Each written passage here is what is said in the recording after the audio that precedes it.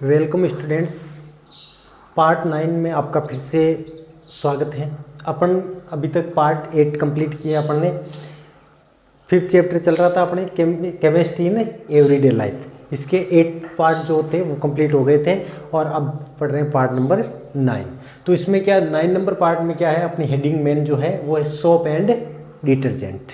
Soap and detergent जो chemistry in everyday life में ये अपन जैसे जो कंपोनेंट डेली यूज में जो कंपोनेंट्स आते हैं उनके बारे में अपन पढ़ रहे थे। तो अब अपन पढ़ रहे हैं सोप एंड डिटर्जेंट वाला। ये अपना लास्ट टॉपिक है इस चैप्टर का। इसके बाद चैप्टर कंप्लीट है अपना।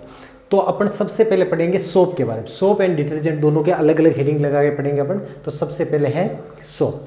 तो सोप क्या होते हैं, देखो मैंने यहाँ पे शॉर्ट में आपको नोट, जिस प्रकार से नोट टाइप करते हैं उसी हिसाब से मैंने यहाँ पे शॉर्ट में टर्म्स लिख रखे हैं, तो वो आसानी से आप देखें और समझने की कोशिश करें। तो सोप में सबसे पहले क्या होता है, देखो इतना याद रखना आपको, sodium and potassium salt of higher fatty acids.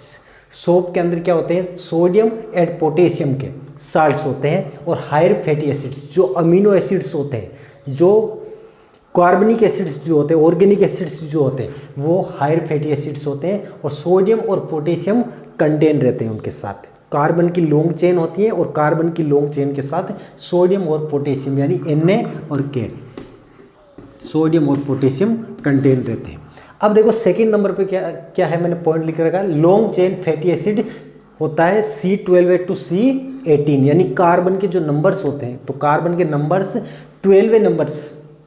12 से लेके और 18 के बीच में इनके होते हैं। मैंने बताया था जैसे कार्बन की लॉन्ग चेन होती है, जैसे ये कार्बन जैसे जो कि CH3 CH2 इस प्रकार से जो लॉन्ग चेन बनती है उसमें कार्बन के नंबर जैसे 1 2 3 ऐसे करके, और कार्बन के नंबर कितने हो सकते हैं 12 to 18।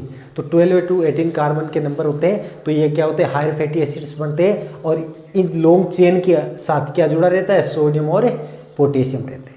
अब देखो ये दो चीज़ जो थी मेन इंपॉर्टेंट पॉइंट्स थे। इसके बाद अब है ऑब्टेंड यानी प्रिपेयर कैसे करते हैं अपन, सोप बनाते कैसे बनता है। देखो सबसे पहले क्या करते हैं अपन, heating of acids with solution of sodium hydroxide and potassium hydroxide. याद रखना है, heating of acids with solution of NaOH sodium hydroxide and KOH यानी पोटेशियम हाइड्रोक्साइड। क्या करते हैं अपन, जो फैटी एसिड्स होते हैं, हायर फैटी एसिड्स होती है, जो कार्बन की लॉन्ग चेन्स होती है, उसको क्या करते हैं अपन सॉल्यूशन के साथ हीट देते हैं, गर्म करते हैं। सॉल्यूशन किसका होता है, सोडियम हाइड्रोक्साइड और पोटेशियम हाइड्रोक्साइड के सॉल्यूशन के साथ उनको क्या करते हैं, गर्म करते हैं। This reaction is called saponification reaction. ये जो रिएक्शन होती है ये सपोनिफिकेशन रिएक्शन कहलाती है, या फिर अपन साबुनीकरण अभिक्रिया बोल सकते हैं इसको हिंदी में।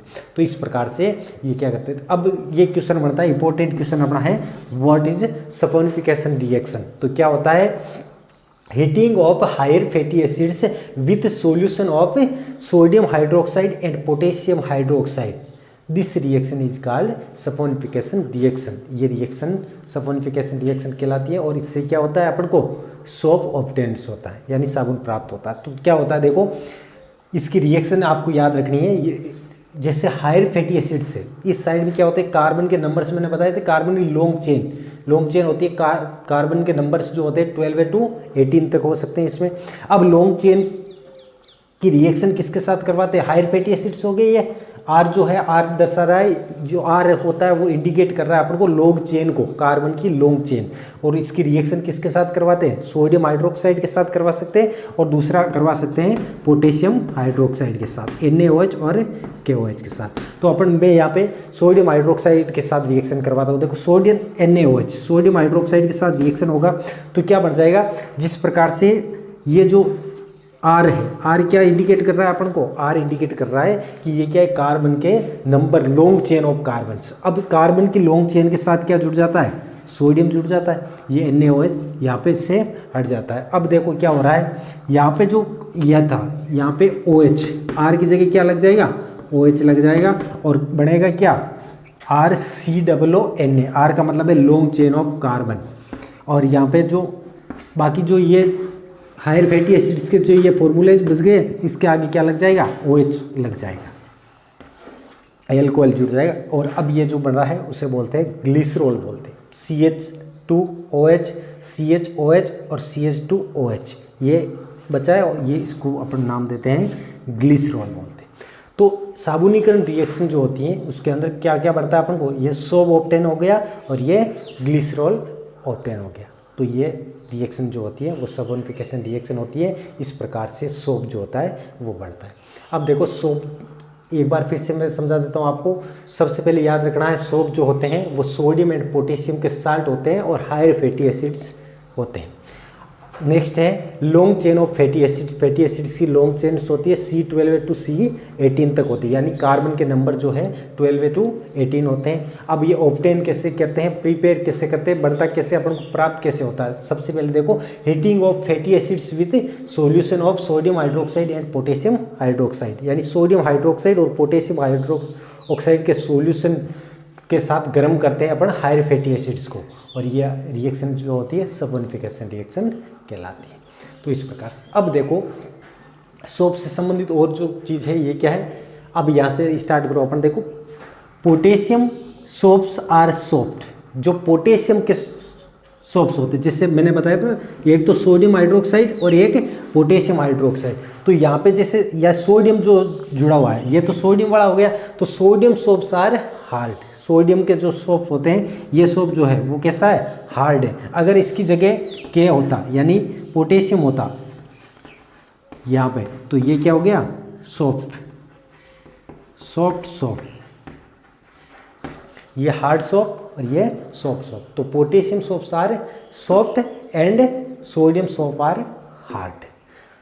आगे देखो मैंने स्टार लगा के मैंने ये यहाँ पॉइंट लिख रखा है। देखो यहाँ पे आपको सोप हार्ड वाटर इन एक क्वेश्चन बनता है अपने। जो सोप होता है वो हार्ड वाटर के अंदर क्लीनिंग एक्शन की प्रोसेस नहीं कर पाता, यानी उसकी सफाई का काम नहीं कर पाता। ये हार्ड वाटर के अंदर ओनली फॉर सॉफ्ट वाटर में ये सफाई करता है, क्लीनिंग एक्शन करता है। तो इसके पीछे का रीजन क्या है, ये आंसर मैंने यहाँ पे लिख रखा है। देखो हार्ड वाटर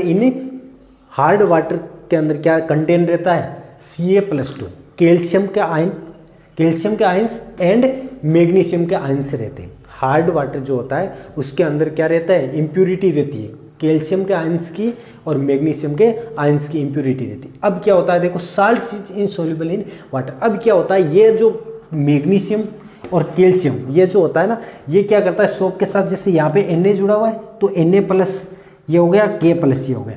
तो यहाँ पे क्या होता है, ये जब रिएक्शन करता है, अब इसको ये सोप है, सोप को अपन क्या करते हैं हार्ड वाटर के अंदर डालते हैं। तो हार्ड वाटर में क्या होता है, मैग्नीशियम और कैल्शियम की क्या रहती है, इम्प्यूरिटीज रहती है। अब मैग्नीशियम के आयंस और कैल्शियम के आयंस यहाँ पे क्या होते हैं, Na+ की जगह, यानी सोडियम आयंस की जगह क्या जुड़ जाता है, कैल्शियम के आयंस और मैग्नीशियम के आयंस जुड़ जाते हैं और हायर फैटी एसिड साल्ट बनाते हैं। वो जो हायर फैटी एसिड साल्ट बनाते हैं ना, सोडियम की जगह यहाँ पे कैल्शियम के आयंस जुड़ गया या फिर पोटेशियम की जगह मैग्नीशियम के आयंस जुड़ गए। ये दोनों में से जो आयंस होते हैं ना, वो जुड़ने के बाद जो फैटी एसिड साल्ट बनता है वो साल्ट क्या होता है, वाटर के साथ इनसॉल्युबल होता है। तो जो वाटर के साथ इनसॉल्युबल होने के कारण क्या होता है, क्लीनिंग एक्शन की प्रोसेस कंप्लीट नहीं हो पाती है। तो यही कारण है कि जो सोप्स होता है वो हार्ड वाटर में क्लीनिंग एक्शन की प्रोसेस कंप्लीट नहीं कर पाता है, बट सॉफ्ट वाटर के अंदर ये क्लीनिंग एक्शन की प्रोसेस कंप्लीट कर पाता है। आगे देखो, ये salt is insoluble in water get precipitate बनता है। प्रिसिपिटेट का मतलब होता है एक घुलनशील कोई भी चीज़, यानी नीचे जमा हो जाती है, वाइट कलर का जो होता है इनसॉल्युबल सब्सटेंस बन जाता है वाटर के अंदर। अगर हार्ड वाटर के अंदर अपन क्या करते हैं, सोप को डिजोल्व करने की कोशिश करते हैं तो सोप का क्या हो जाता है, प्रिसिपिटेट बन जाता है। प्रिसिपिटेट का मतलब होता है एक वाइट कलर का इनसॉल्युबल टाइप का सब्सटेंस बन जाता है जो वाटर के साथ इनसॉल्युबल होता है। तो ये आपको सोप वाला टॉपिक आज कंप्लीट करना है और कल अपन पढ़ेंगे डिटर्जेंट वाला।